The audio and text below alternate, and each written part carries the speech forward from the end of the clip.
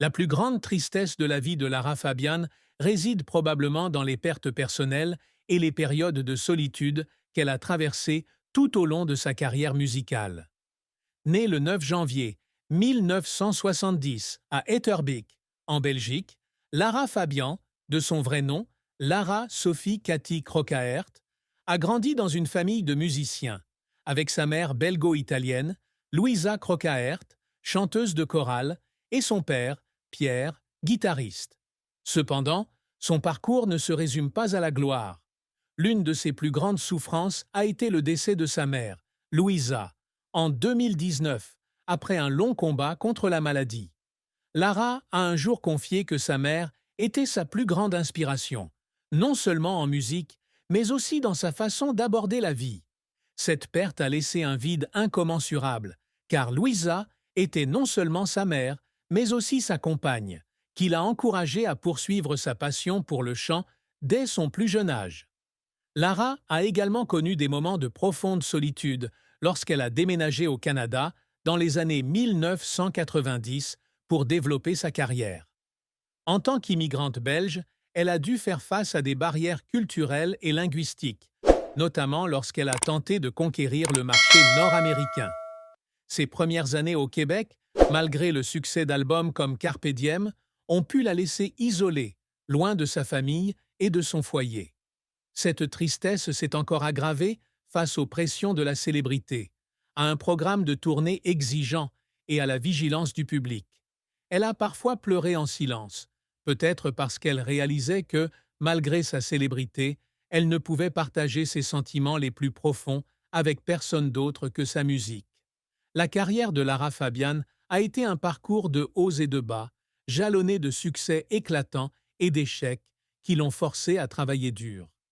Dès son enfance, elle a participé à des concours de musique en Belgique, remportant le premier prix du tremplin de Bruxelles en 1986.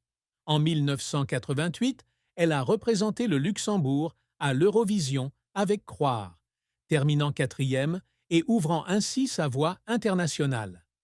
Après son arrivée au Québec en 1991, elle accède rapidement à la célébrité grâce à son premier album Lara Fabian, vendu à plus de 100 000 exemplaires au Canada.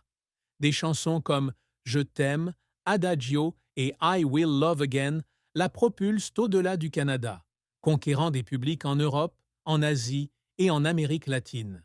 Son album Pur, sorti en 1996, marque une étape importante. Il est certifié platine en France et l'impose comme l'une des voix majeures de la pop lyrique.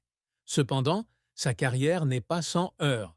Sa tentative de percer aux États-Unis avec l'album I Will Love Again en 2000 est difficile, confrontée à une concurrence féroce et au manque de soutien des maisons de disques. Bien que la chanson I Will Love Again atteigne la première place du palmarès Billboard Hot Dance Club, elle ne parvient pas à maintenir son influence aux États-Unis. Ses échecs la poussent à travailler sans relâche, parfois jusqu'à l'épuisement.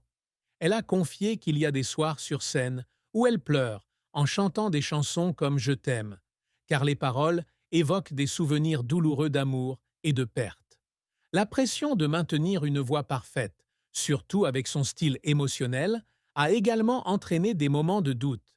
Ses efforts pour surmonter ses échecs, de l'apprentissage de l'anglais pour atteindre de nouveaux publics à l'écriture de chansons touchantes, témoignent de sa persévérance et de sa passion inébranlable. Les réalisations de Lara Fabian vont au-delà de sa simple célébrité, car elle utilise la musique comme un moyen de connexion et de guérison. Elle a toujours aspiré à créer des chansons qui touchent le cœur de son public, comme Je t'aime et Adagio, devenus des symboles de sincérité et d'émotion. L'un de ses plus grands objectifs est de faire connaître sa musique à différentes cultures, comme en témoigne le fait qu'elle chante en 9 langues, dont l'espagnol, l'italien, le français, l'anglais, l'allemand et le russe.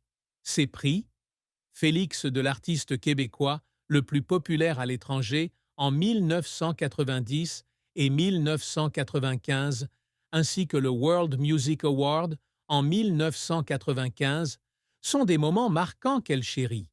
Elle s'efforce également d'être une source d'inspiration par ses activités caritatives, notamment pour les enfants et la santé.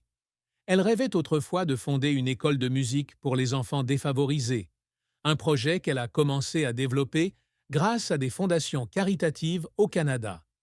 La sortie de l'album Ma vie dans la tienne en 2015, après une longue pause pour des raisons personnelles, a été une autre réussite majeure, témoignant de sa forte reprise après les difficultés.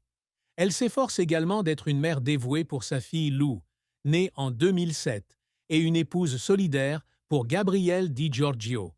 Ses réussites, grandes et petites, sont le fruit de sa persévérance et de sa conviction que la musique peut surmonter toutes les barres